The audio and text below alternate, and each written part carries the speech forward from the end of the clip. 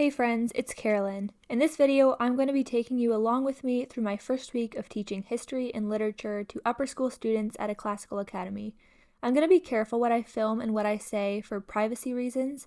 I obviously won't be including shots of students or colleagues or sharing too many details about the school itself, but I do want to share the internal, personal side of my teaching journey, as this is a huge learning challenge for me, but one that I hope will help me grow as a historian, as a reader, and as a leader.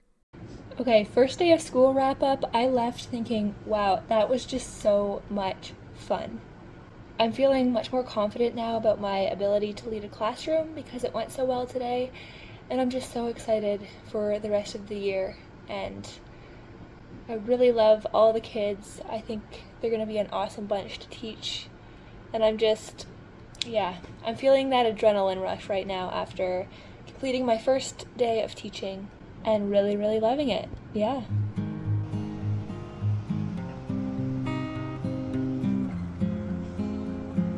Okay, you go now.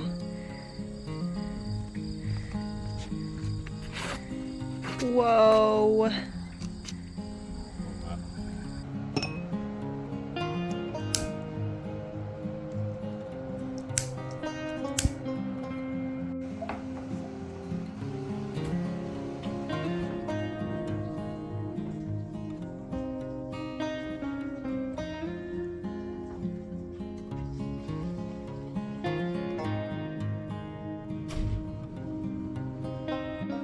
It is quite teachery.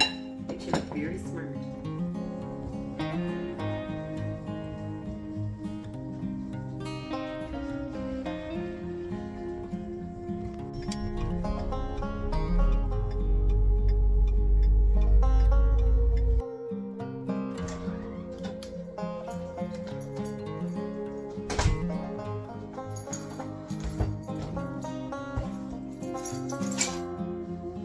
I just got back from my third day of school and I'm feeling so many things.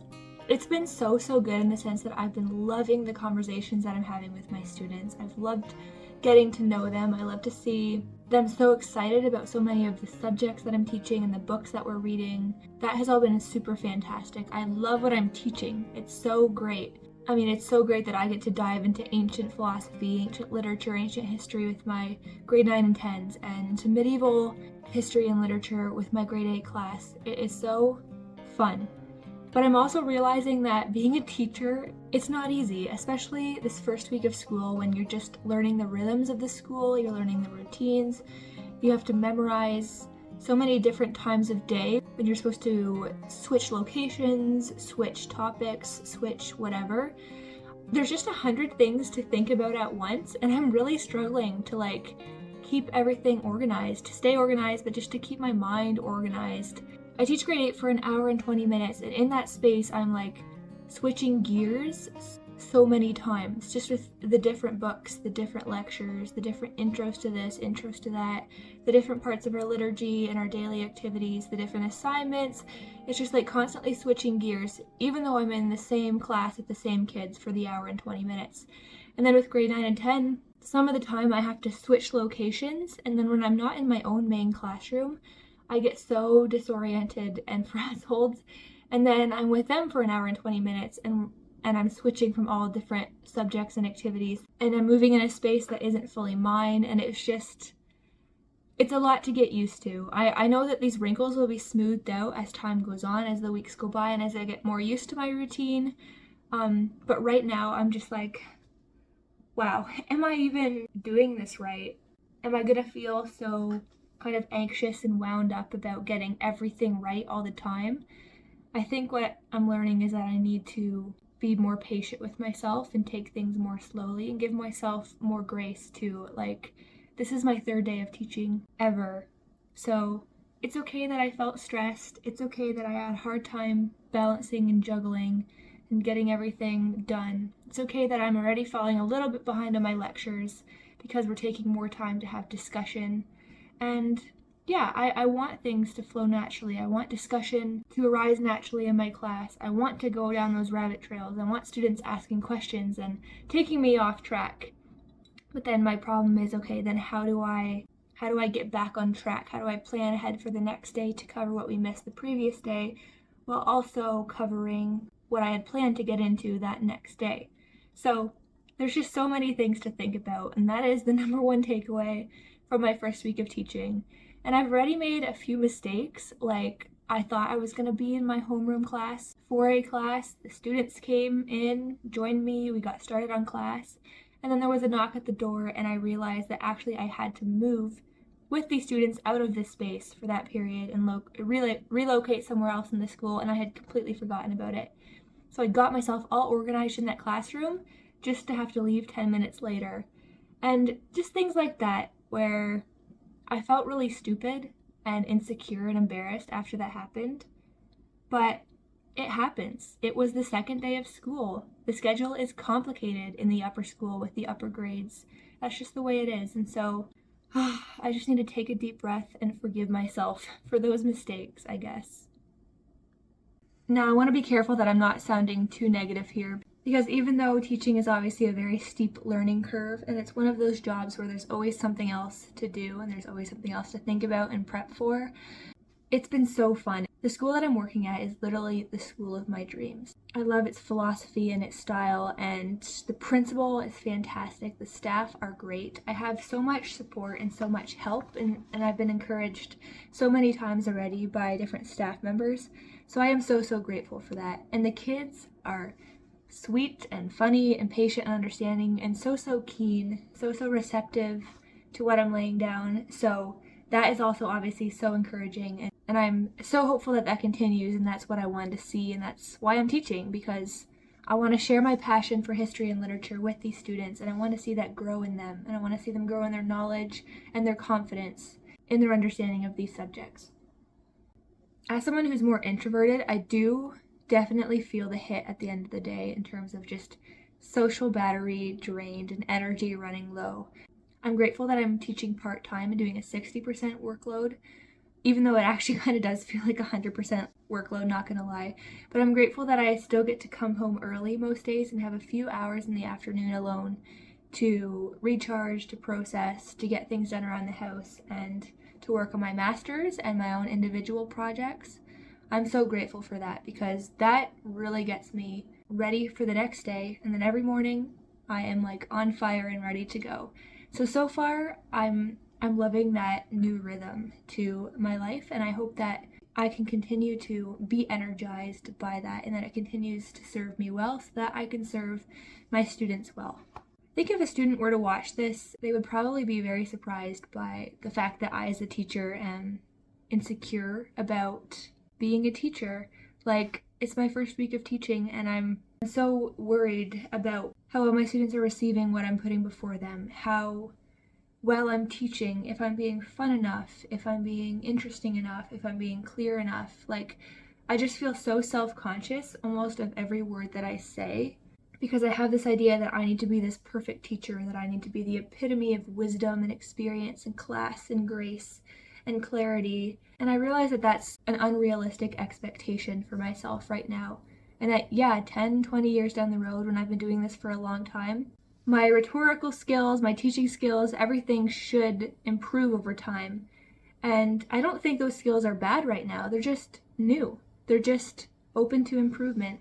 But it is causing some insecurity. And that's something that I kind of need to work out on my own and just keep doing the job, keep taking feedback and instruction from other teachers, keep honing my craft, keep getting better, and then hopefully over time I will just become more confident in my abilities as a teacher and as a speaker and as a guide and example for young people.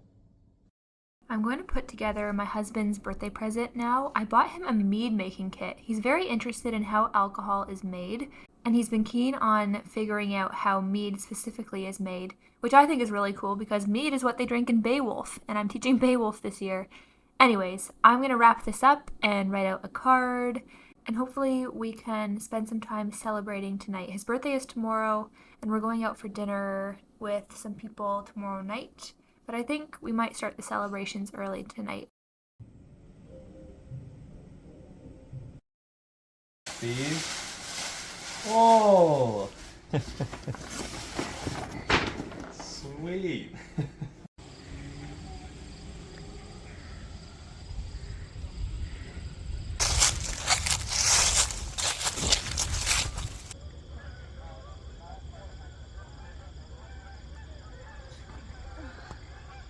Oh dear.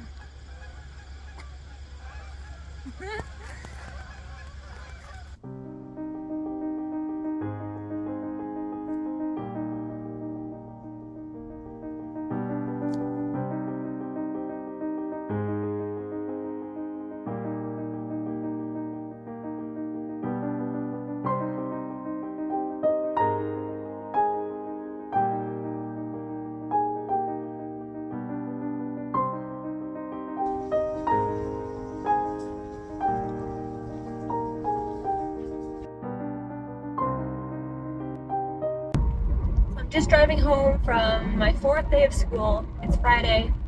And today was a good day. It had its challenges too, and it included an observation from the principal, which was a little bit intimidating, but ended up being really great because I could communicate to him some of the things that I've been struggling with or wondering about, and I could get some really good advice.